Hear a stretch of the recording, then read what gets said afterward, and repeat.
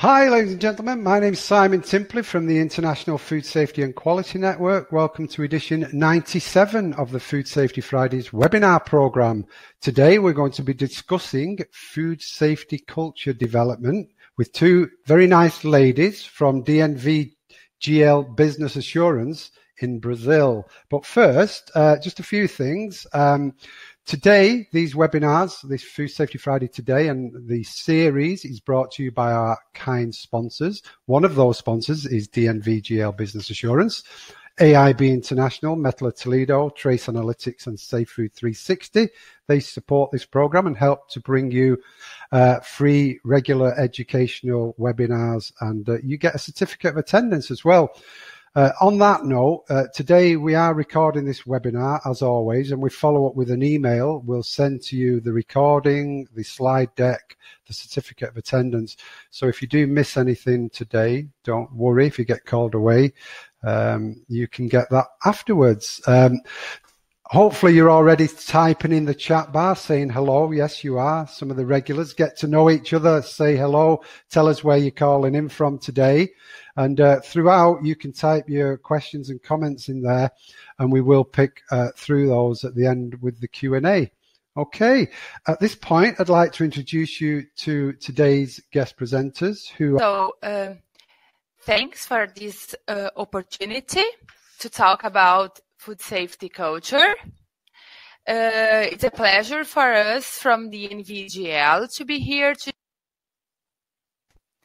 My name is Caroline, and today I'm going to perform this presentation with Juliane Kitakawa. Okay? So,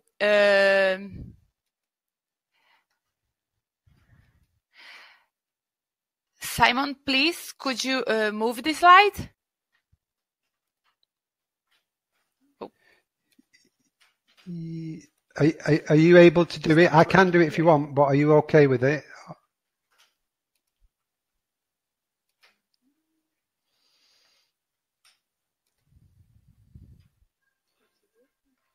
Okay, I've moved it one forward, yeah.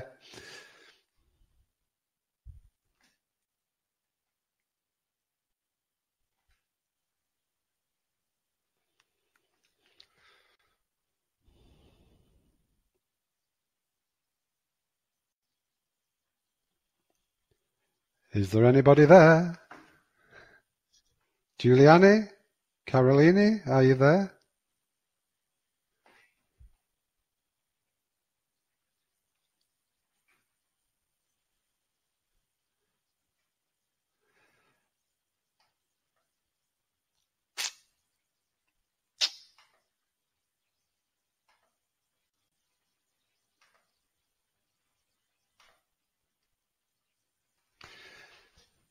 Hello. I was tempted to carry on then and sing the Lionel Richie song, but I won't do that. Justin, anybody who cannot hear or see anything, then... Simon? Hello? Yes, hi. I'm here. Can you hear me? Yes. Okay, let's try again. Okay. Okay, sorry about that. So the agenda we're going to have today is a little brief introduction about behavior and culture, and also about food safety. It's a very, very specific topic inside organizational culture. The second point is some models that are already established in food safety culture. The most important are GFSI models and UK Food Agency model. Okay, so after that, we're going to present the DNV GL approach on food safety culture journey. We're going to talk a little bit more about the self-assessment, the full assessment, and also the moving up the maturity continuum. I'm here. Well, there are some people that cannot hear us and other that cannot see us. Is that okay? Yes, just carry on, Caroline. Okay. It's fine now. Okay. Simon, I cannot move these slides. Could you please support me on this? Maybe the third slide now? Thank you. We can go for the fourth. Okay, so the first thing we have to discuss here is the difference between food safety. No, you can the food safety and the behavior and the culture slide. The other one. Thank you. We have to understand that behavior is a little bit different from culture, and culture it's broader than behavior. Behavior is something that's related to something that we can observe. Okay, if I am talking now and someone can see that I am doing this, so this is one behavior I am having. It's not about culture, okay? Culture is more related to what people thinks, their attitudes, about their values and beliefs too. We can say that culture is about why people do the things they do, okay? It's the motivation of their behaviors. Please let's move for the other slide. Okay, so this is our description of food safety culture, okay? It can be defined as the food safety attitudes, values, and beliefs shared by a group of people. Of course, in an organization, there's a lot of variety of beliefs and also behaviors. But when you're talking about one aspect of culture, we have to understand the most common beliefs and also the values that people shared to understand their cultures. Okay. The next one, please. Thank you. Okay, so as we said, the behavior is something that we can watch people doing. And before this, we have the antecedent, that is the motivation people have to do what they do. So we have 4 main aspects of these antecedents, okay? The cognitive, the psychological, the physiological, and also the social aspect of an antecedent. To understand why people do things they do, it's very important when we want to understand the culture of our organization shared. Okay? We can talk about a cognitive antecedent when we think about the trainings people receive in an organization. What kind of trainings they have? They are enough for people to understand what they have to perform and do in a specific role. Okay, this is one very common antecedent, the cognitive one. Okay, psychological antecedents is more internal motivation people have to do something. Physiological, it's more related to someone's physiological issues, of course. It's very common here when some people have to be very aware in an activity or task in the roles that they have, if they work at night or if they have not very light meals, they are tired. So we don't have to think about people in organizations only looking for the social and even their own private life. But to understand that kind of psychological issues that can influence behaviors. Okay, and the last one, and one very common font from antecedents, it is social issues.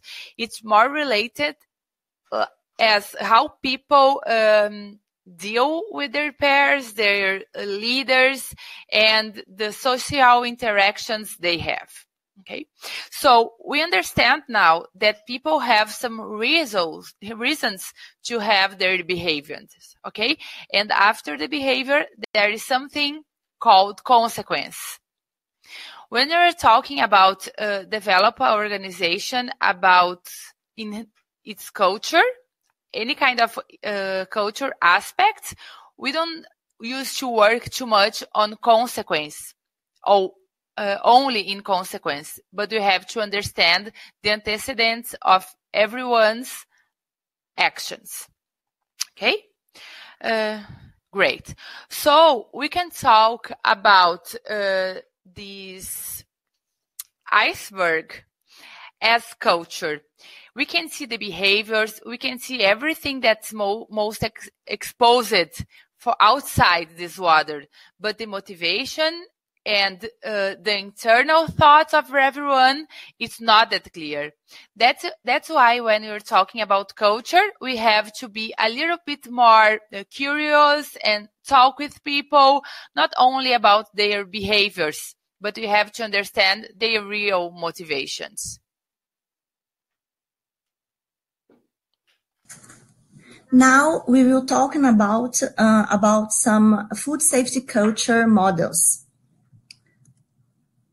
Some of them were presented and compared by Professor Robert Grevani in his lecture at the GFSI Conference 2018 this year in Tokyo, Japan. According to Professor Grevani, most of foodborne incidents are caused by failures on GMPs and rarely caused by food safety system failures. This statement,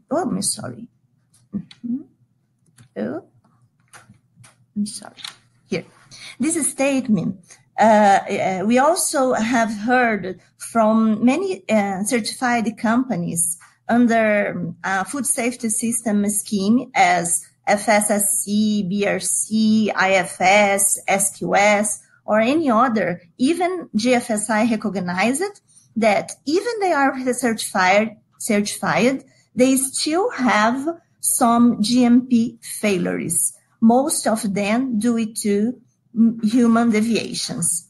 Probably this organization have improvement points on their culture. And when we go to food safety culture definitions, we can define as people's perceptions, beliefs, attitudes, values, principles, practices, behaviors toward food safety in an organization. This is very similar to definition presented by Caroline in the beginning of this presentation. But also, food safety culture can be defined as shared values, beliefs, norms that affect mindset and behaviors toward food safety in, across, or throughout an organization. And food safety can also be something that everyone from CEO to a new hired employee thinks about and acts on in food safety in their daily activities. These positive food safety behaviors drive the culture throughout the organization.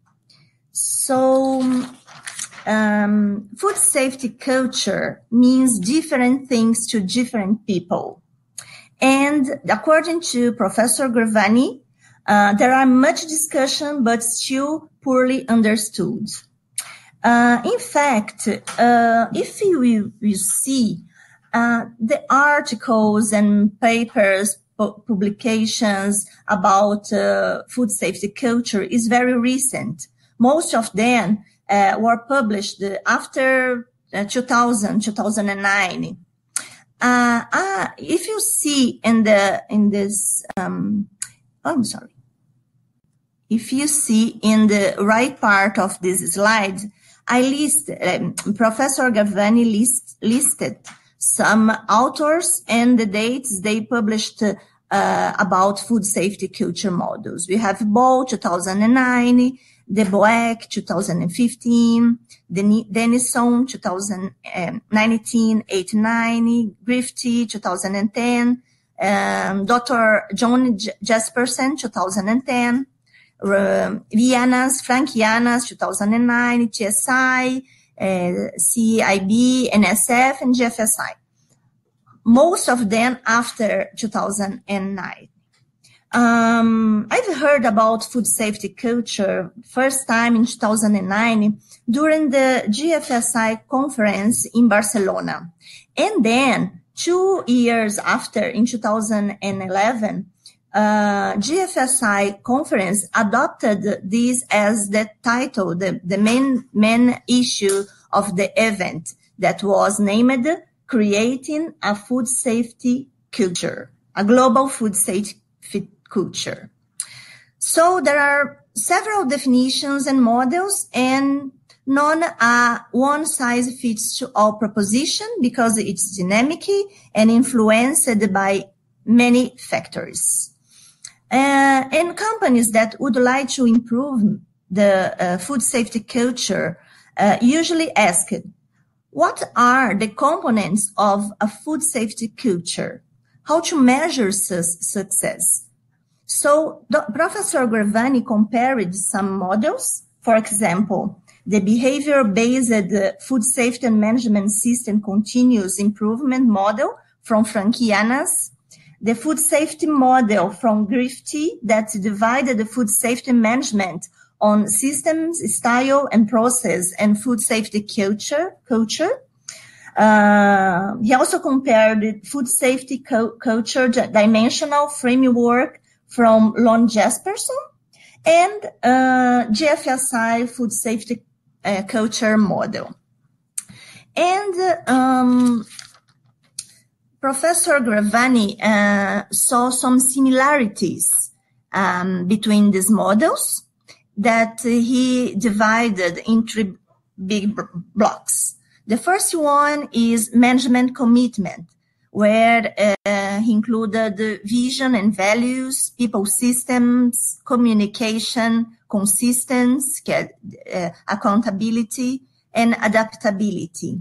The second one is related to learning and behavior reinforcement, more focus on people, providing how company provide the incentives, rewards, and recognition, positive and negative feedback, that's the consequences, share best practices and celebrate success. And the last one related to performance, how to measure, maybe by self-assessments, maybe by behavioral observation and interviews, performance assessments, but few had documented validation strategies and reliability measures. Here, I'm showing the model from GFSI. GFSI has an technical working group that are writing a position paper related to culture of food safety. They use 5 dimensions with each one with their content, critical content. The first one is related to vision and mission, where it's included business structure, values, and purpose, settings, direction, and expectations, and leadership and messages. The second is related to people, stakeholder, governance, communication, learning, organization, incentives, rewards, and recognition. The third one is related to consistency, accountability, performance measurement, documentation. And then we have adaptability, where include agility and the management of change, crisis, and problem solving. And the last one is related to hazard and risky awareness, where it's included fundamental hazard, information, education, employee engagement, and verify hazard and risk awareness. Now, Caroline will explain the food safety culture model we will apply in our methodology. Okay. As Juliette said, one possibility of measure culture, this model, that is a 7-dimensional model. Okay. One big question that people have to us is, okay, culture is something so big and so complex. How can you measure that? Well, one possibility is to divide all this complexity into smallest pieces. Okay, here in the DNV GL, we have 7 smallest pieces of culture. That's what we are looking for in assessment, and we can develop in a company. Okay, the first attribute that is that small, one of these small pieces is leadership. Okay, leadership is related to how operational and high-level, C-level leadership is worried, or how much they are worried and they think food safety is a risk. Okay, how leadership can understand that food safety is a hot topic for that organization. Other point, other piece, other attribute, that is a word that we use here in the DNV GL, is organizational knowledge and communication. We know that to have people that are good in food safety, we have to train and we have to communicate them. We have to give people information about food safety. So it's another part, another attribute that we can measure and develop in organizations. The other one is related to operational discipline. What is operational discipline? It's related to do the things at the right way. It's to have a procedure and to follow this procedure every day in every situation. It's about rules, procedures, make what's right. Okay? Do not create nothing different from what is procedured. Other point, it's about teamwork and mutual care. We know that for having a great team, we have to have a great teamwork. But when you're talking about food safety, it's also important. Why? Because we are humans and we are supposed to fail it. Someday, sometime, we can make a mistake, to make an error that can affect food safety. So, if I want to have a great food safety company, my people have to be well trained, but also they have to concerns about other people, their colleagues, to understand if everyone is doing the thing correctly. Okay, not only themselves, but everyone around. Other point, very important, is about work environment and conditions. Why? Because we have to give people's great or sufficient equipment, tools, conditions to work to have food safety. Okay. Other point is risk perception and identification. If people are aware of food safety risks, if they care and concern about it, and in a very high level, if they are always looking for something that maybe can go wrong. Okay, they have to always look for something that's not go right to fix it. And the last one is recognition. How the company demonstrates to people that food safety is important. How do companies can recognize people that are really good in food safety. Maybe companies can have a special recognition program for food safety. Maybe they can integrate in other recognition problem, but certainly they have to have it. Okay? These are the smallest part of cultures that we have to develop it. Okay, and how is this journey, this development journey of food safety culture? We can see the most basic one of these levels that are the calculative non-compliers companies. These calculative non-compliers, they don't have a very good safety culture, okay, because they violate regulations for financial gain reasons, and they disregard the potential impact on consumers. For this kind of companies, food safety is not an issue, okay? It's that kind of company that's not too much worried about it, and it's not a concern, okay? The next evolution level is doubting compliers. These companies questions the overall risk represented by lack of food safety, adherence to internal procedures, and good manufacturing practices, but doesn't fully understand how to control and mitigate such risks. Okay, they are not so sure if the food safety is that important, maybe, and probably operational and financial issues are more important than food safety here. So if they think about it, then can migrate for the next level, that is dependent compliers. Dependent compliers, they are kind of worried about these issues and they really think that's important, but they don't feel so safe about doing this. So they look for advice or instruction from regulators and other third parties to make improvements in seafood safety and hygiene as something to be addressed by others. Okay, they are very dependent from regulators. It's not yet an issue that they can be looking for the other companies from to benchmarking only from regulators.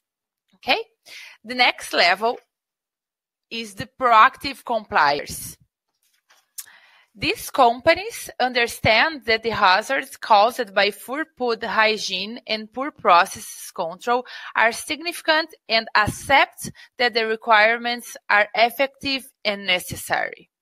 They want to ensure that food safety controls are proportionate and effective and can discuss how best to manage food safety risks in a cost-effective and proportional way by implementing food safety controls after careful deliberations.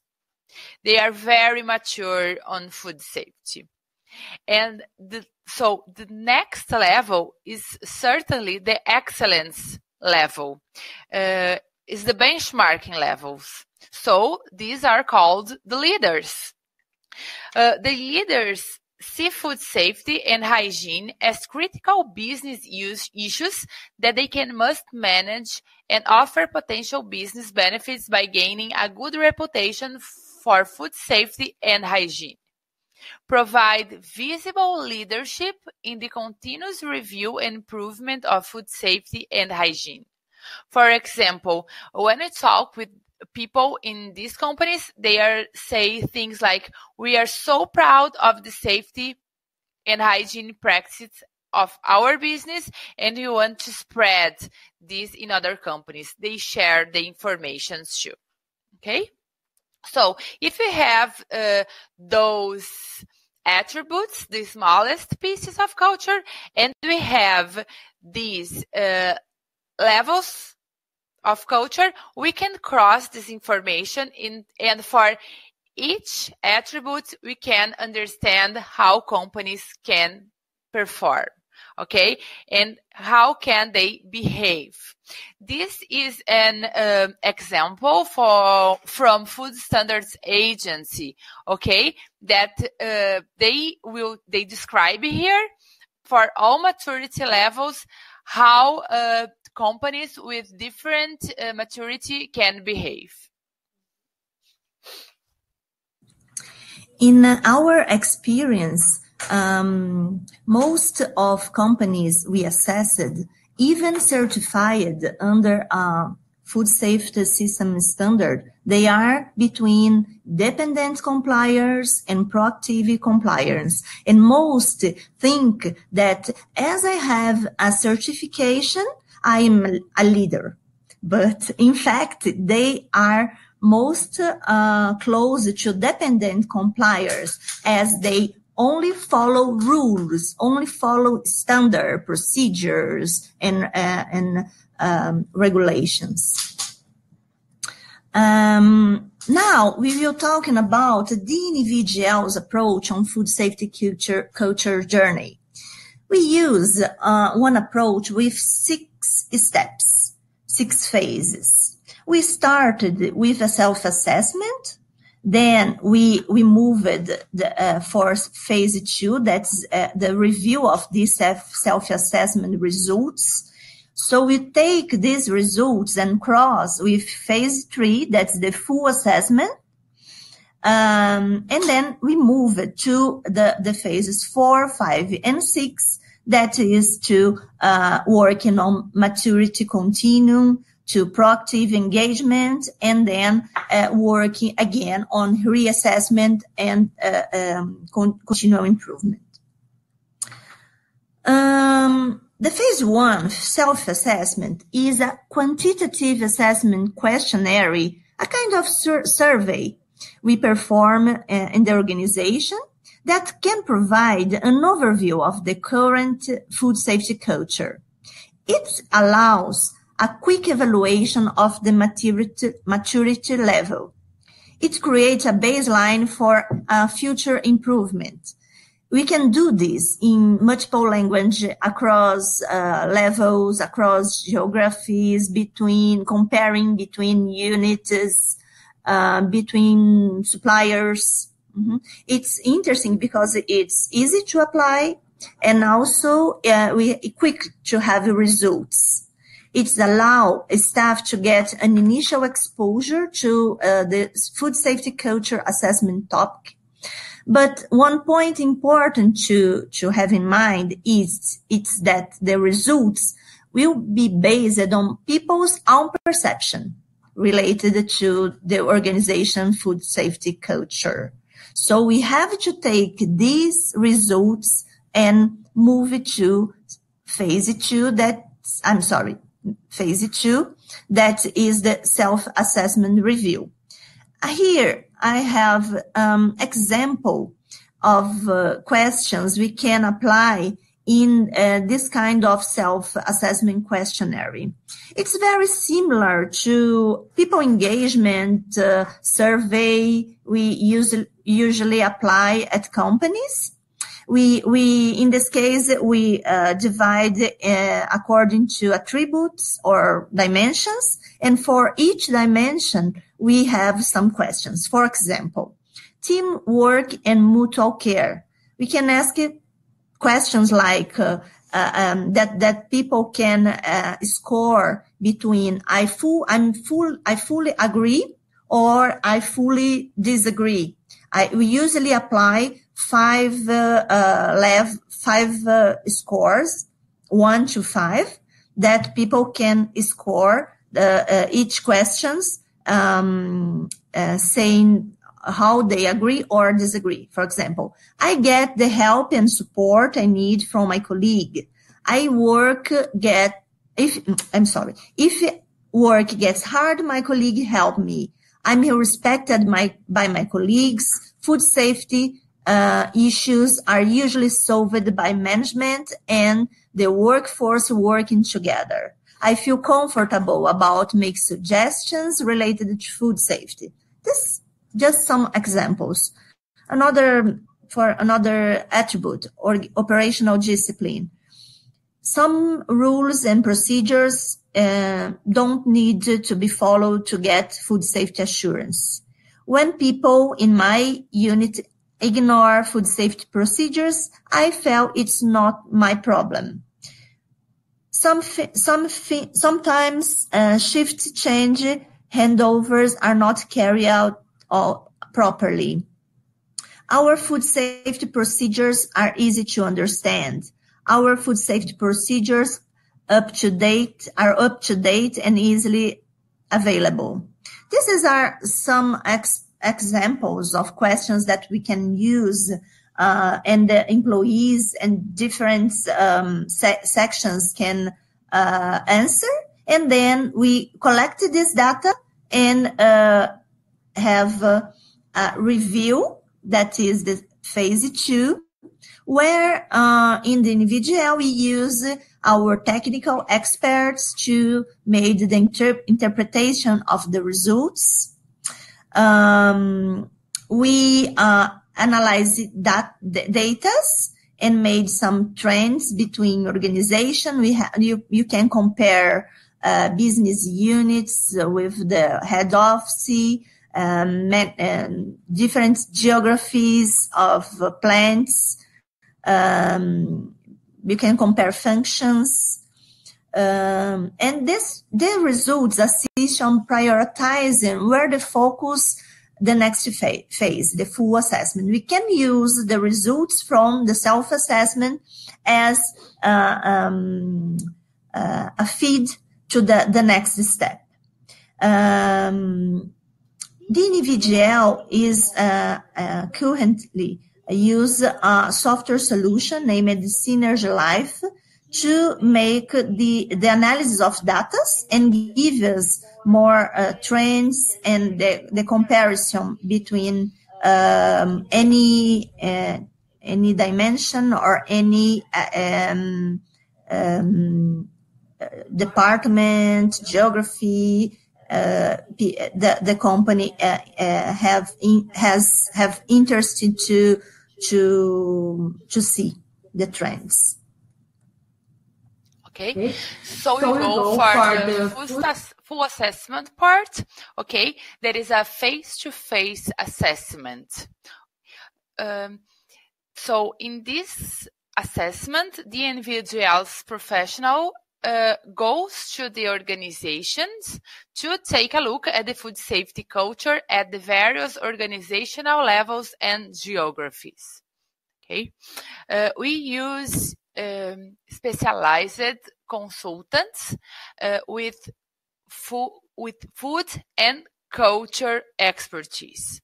Okay, the techniques that we can use for this full assessment and face-to-face assessment is observations, focus groups, and interviews. We work on focus groups with homogeneous groups, and we talk to people in a conversation that is confidential about food safety topics. We investigate all of the seven attributes we have in this conversation. Okay, usually we take 2 or 3 days to have this full assessment.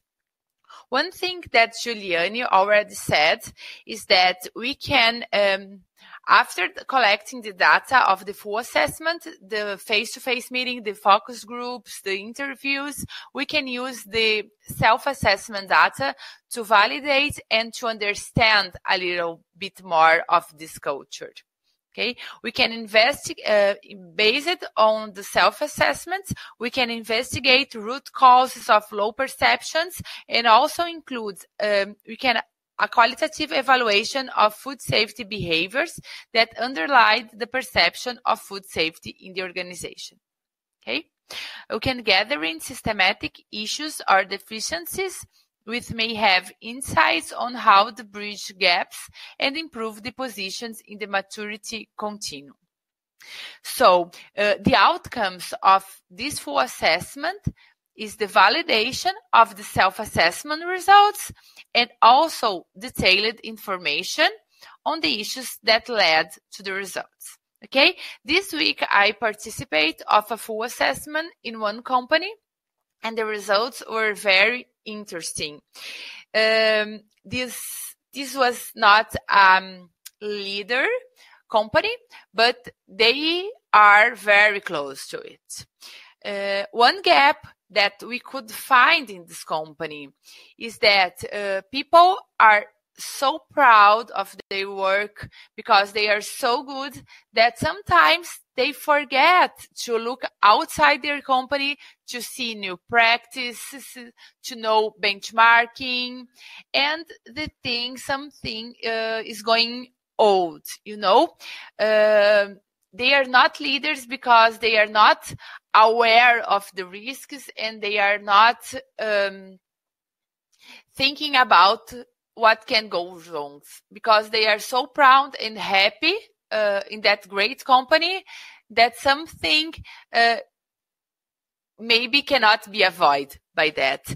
This kind of information we only can realize, we can get in a full assessment when it's talk about people and with people, because in a self-assessment we have only the question to compare and to make crosses.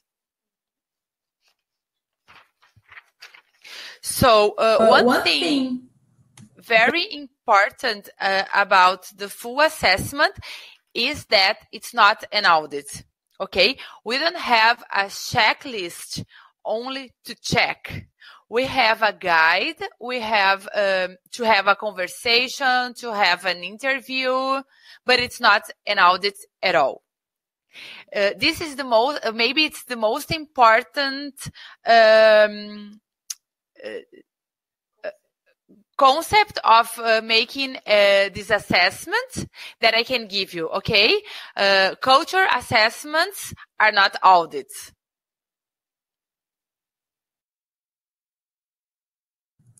Because of this, in our assessment, we usually, for example, here you have me, food engineer, and Caroline, she's psychologist. So it's really very different from an audit, and we have more other issues than only technical issues. But here you have an example of a full assessment report. We usually describe positive and improvement opportunities for each dimension, because if you assess the culture, it's not possible to say, there is no culture. All company has one culture, but the culture must be more or less developed. So here we can describe the positive and the improvement opportunities, things they have for each attributes.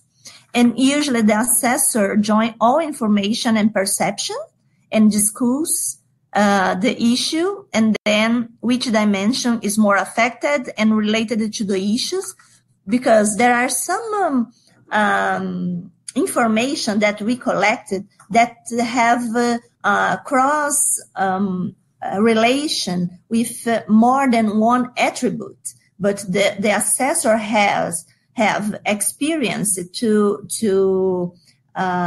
classify in the most important attribute that is affected.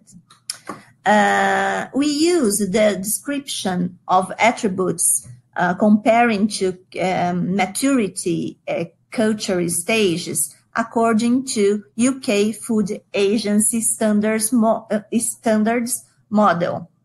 So we took DNV GL safety culture model that we have used many years in occupational health and safety. And we apply UK food standards reference for the nomenclature of dimensions and attributes and levels of maturity. And then we create our model that we apply in our assessment report. Here, an example that you can take from UK Food Agency standards toolkit that they have, where you have the attributes and you have the maturity culture stages. For each attribute, you have the description for each stage. And finally, we have the results where we score each attribute and classify which attribute with the level of maturity they are. And we create one calculation tool to give them a score that made it also quantitative. That it is interesting to compare the evolution, the improvement on maturity after other future assessments. The assessor justify why they scored on each level, describe information collected and consolidated. The final score is the average of all scored attributes, and then the organization will have an overall conclusion that summarizes the information and link with their maturity level. Okay. So, once we have identified the current culture maturity status, the organization will work on an improvement plan to address the weaknesses. It's very important that this plan be very customized. When you're talking about culture, we cannot have a common or a general plan of development. Okay, we have to customize this plan. Common weakness found causing the main issues are the issues that are going to be in our plan. Okay, so we have to mapping stakeholders, their profile, main skills, and challenges related to food safety issues. Aligning expectations, values and leadership, capabilities and learnings, communication plan, definitions of goals and measures, reinforcement and consequences, structure and adherence to action plan, and also the continuous improvement plan.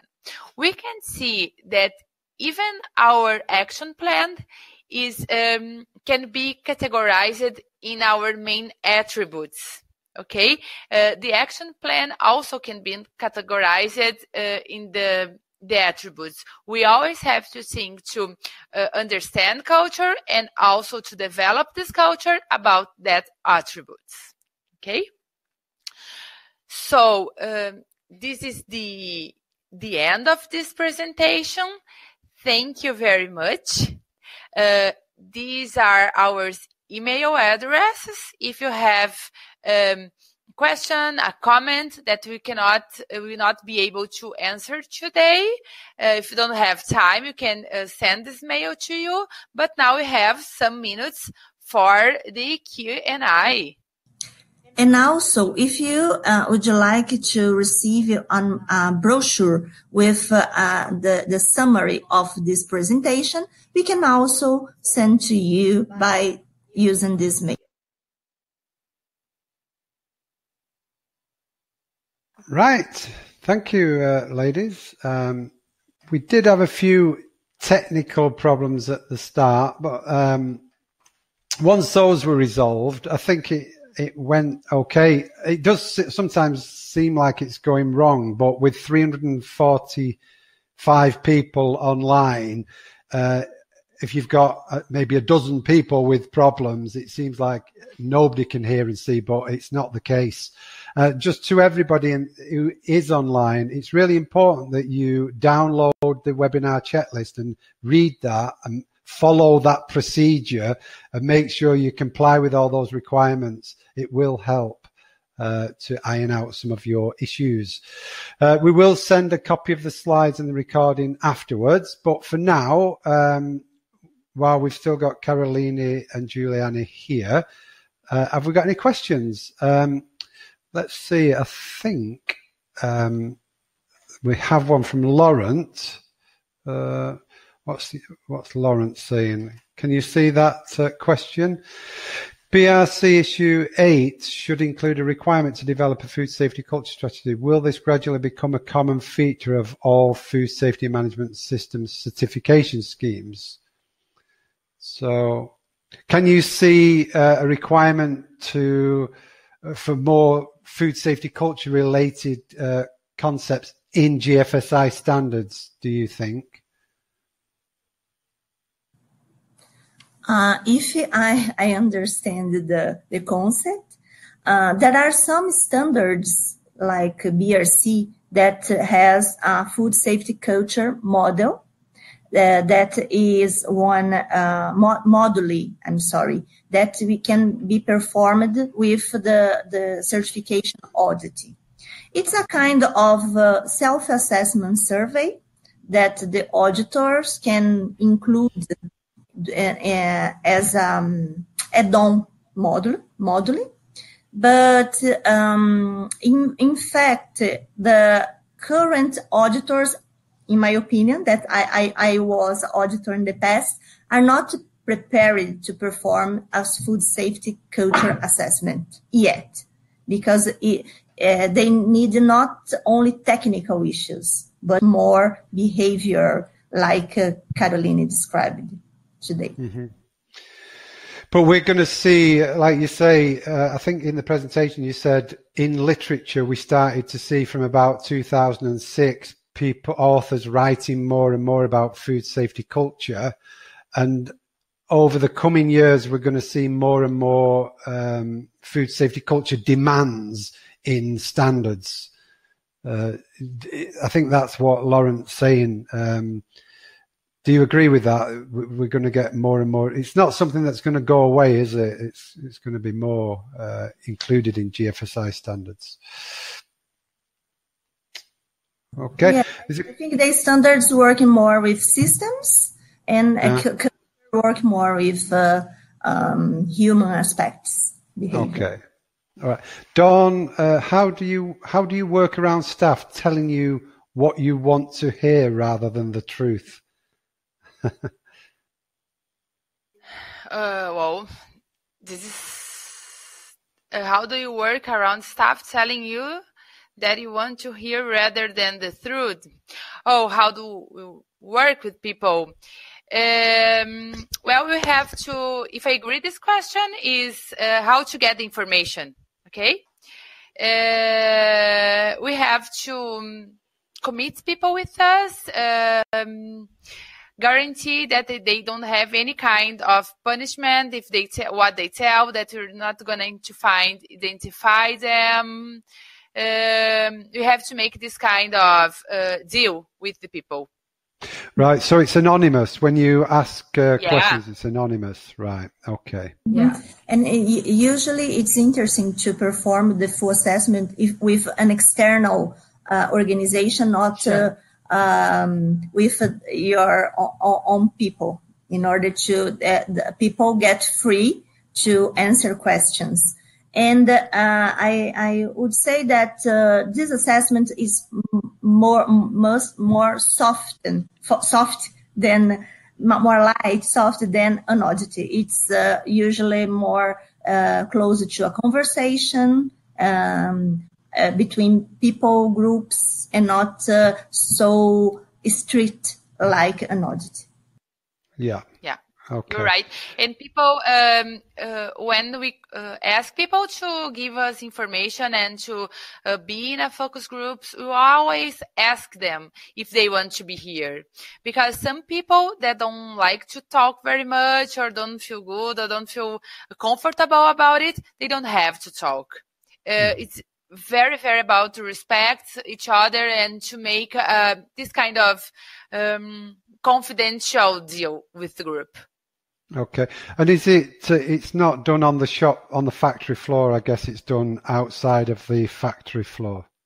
Yeah, we have a room, a private room to talk with people. Okay. Yeah, Ray is asking, what challenges or hurdles did you encounter in your food safety culture journey? I think maybe he's asking what maybe some of the common challenges. Yeah, one thing that Giuliani said already is that we have to change our mind from a dependent complier to a leader. So excellence in food safety is a lot more than to comply the legal requirements.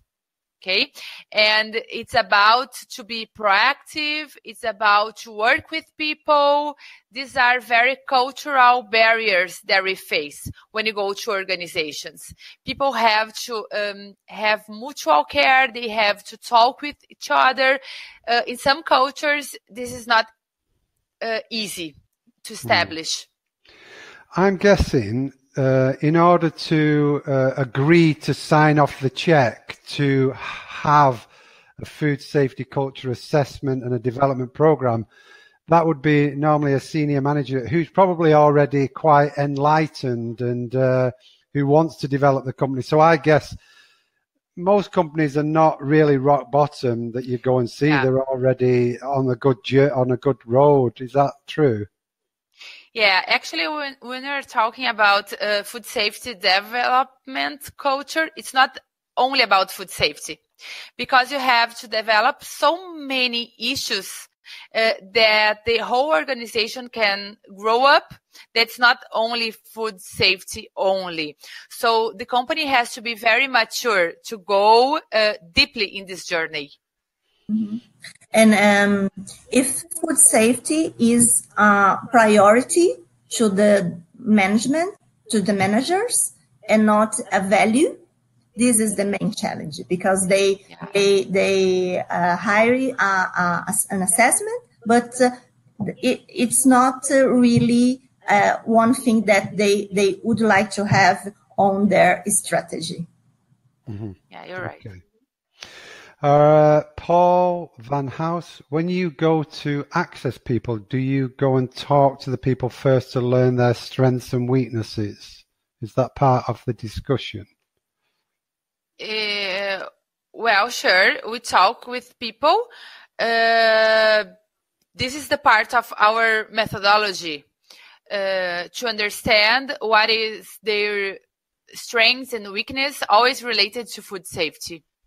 Because, again, as I said on the beginning, what we want to understand for measure culture is the antecedents, why people do things like they do.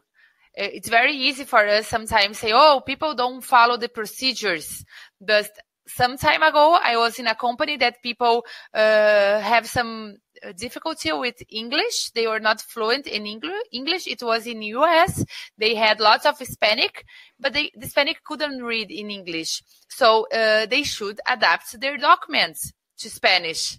The people were trying to perform their best, but companies should change. Okay, good. Blessy is asking, what are the next steps after you get an assessment? Okay. After the identification of the cultural level, we have to identify the gaps. So we can work on these gaps. Okay. Yeah. If they have a communication gap, a learning gap, or a leadership gap, we have to invest our time and money on that. Okay, yeah. A couple of people have asked about the brochure. What we'll do is we'll put a link in the follow-up email to the brochure as well as to the slides. So I'll get that link to the brochure off you afterwards. Okay. Bill is asking, in your experience, have you been able to develop the culture with essentially the same team, or is there typically personnel fallout as part of the improvement process? That's a hard question. It depends a lot. Sometimes we suggest to change the teams. Especially when we have very resistant people. Sometimes we suggest that, but it's a very specific situation. We really agree that people are trying to do their best, and mostly of the time they are not sufficient trained, communicated. They don't have a recognition, or the recognition is sometimes is kind of doubt. You know, when we say to people, "Oh, you have to have a good performance in food safety," but you only recognize them giving money, for example, if they get all the production targets. It's not a good communication with the people. Yeah. I guess you've got to give everybody every opportunity to change, and that's not easy, but sometimes I suppose when you've gone down that line and somebody maybe in a key position is a big obstacle to improving food safety culture, then ultimately people may have to leave the business, as with anything. Olanrawaju is saying, people are the most precious gift to any organization and the most challenging to deal with. How do you achieve a good food safety culture in a multicultural setting? That's great. Well, we have, I think, one tip is to have like a corporate instruction level management system, but always to adapt to cultural differences. Okay. In companies that are very globalized, like have business here in Brazil and UK, in Africa, in Asia, we have to make some modifications. We have to make some modifications and to listen to people to understand where are these modifications in our managerial system. Okay. Management system, sorry. And there are some dimensions that's easier in country like Japan. For example, discipline, organization, or hierarchy difference is much more easier there. But so we have to work in other issues there. And different from South America country that it's very difficult to work on discipline. And so we have adaptations to make. Okay. Right.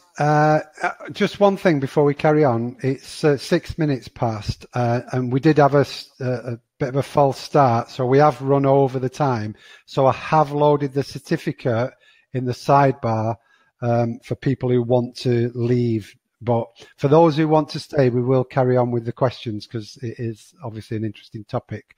Right. So again, Dennis was sort of saying, how do we bridge the gap between different cultures, for example, USA and India? I think you've sort of answered that one, that you adapt to the audience. Slides will be issued afterwards, Paul. Magdalena, how does the assessment include the influence of social media in food safety? Does it include social media at all? Actually, it's not in our assessment, but probably if it is an issue for that company, in a full assessment, we'll realize that. And we can explain it. If it's it's a situation very real for some public, we can have this perception in a full assessment.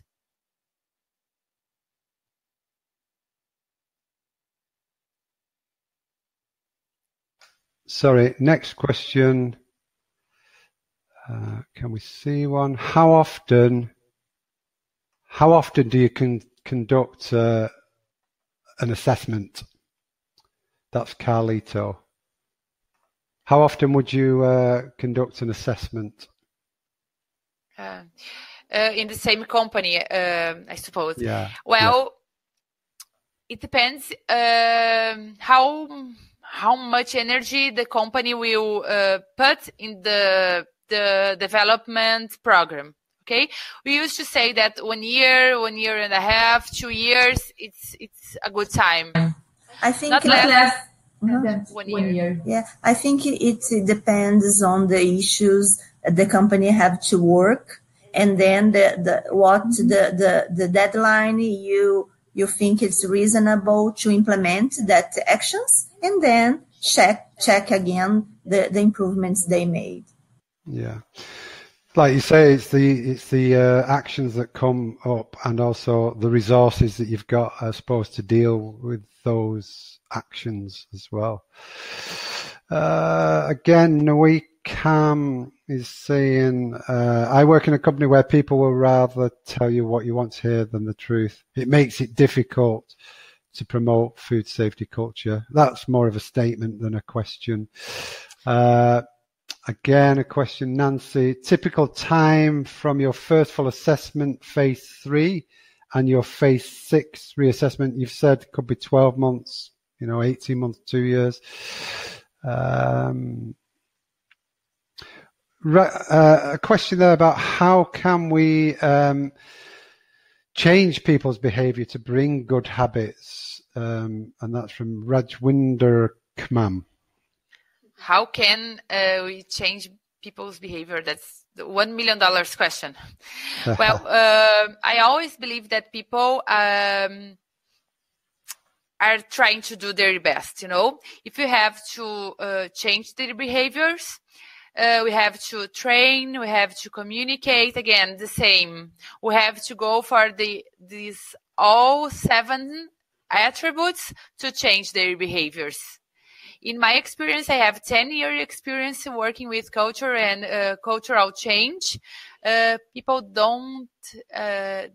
are not communicated very well. Leadership doesn't signalize and communicate them that some issues are important.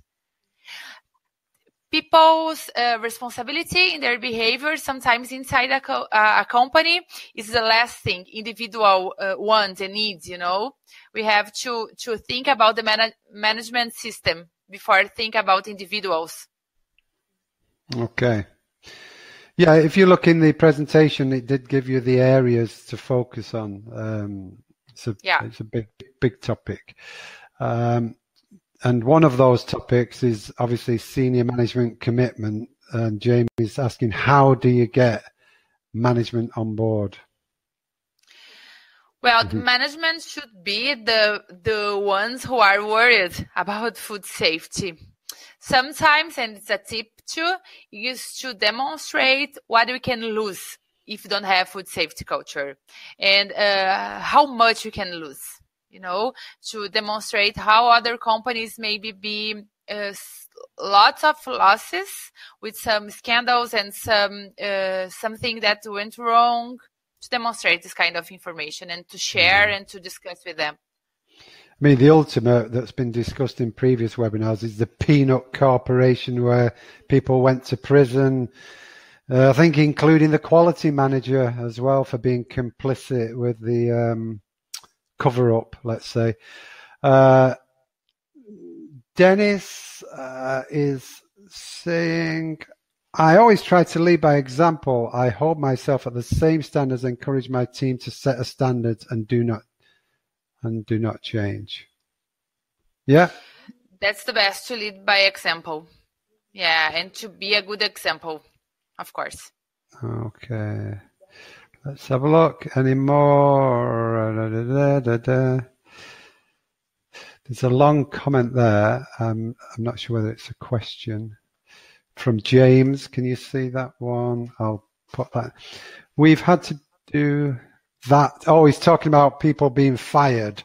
We've had to do that with a long-time employee who could not adapt to the increasingly stricter food safety culture. Mm-hmm. We provided multiple opportunities for training, retraining, coaching, and finally came to the difficult conclusion that he was not going to be able to adjust to the culture. Tough decision for us as a small company. Yeah.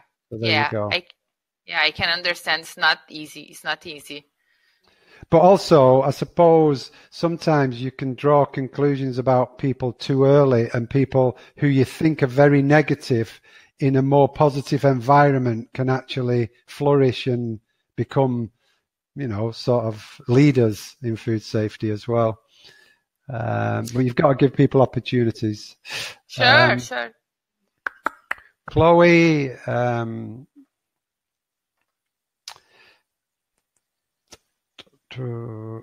just a thank you.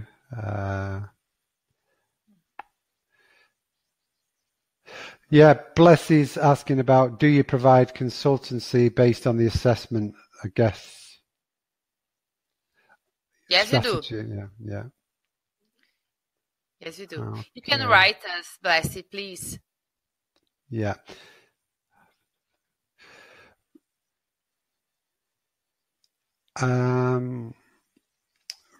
I think We've gone 15 minutes over. I think any more questions that we missed, we can always pick up on later. We will send the follow-up email with the link to the brochure as well. And anybody who, your contact details are in the presentation, aren't they, on the last page? So everybody can get in touch with you. So, right, have you enjoyed it, ladies? Yeah, it's very nice. Yes. Good. Just a few technical gremlins. What score was Brazil in the end? Did they beat Costa Rica? 2. Right, very good. So it's been a good day for you then. So thanks very much for your time and for the presentation. I've really enjoyed it, and hopefully see you soon. Thank you, everybody, to attend us. Bye-bye. Bye-bye. Thank you. Thank you. Bye. Right, ladies and gents, I've loaded the certificate in the sidebar. That's it. We'll see you on the next one. Enjoy your weekend. Take care, everybody. Bye now.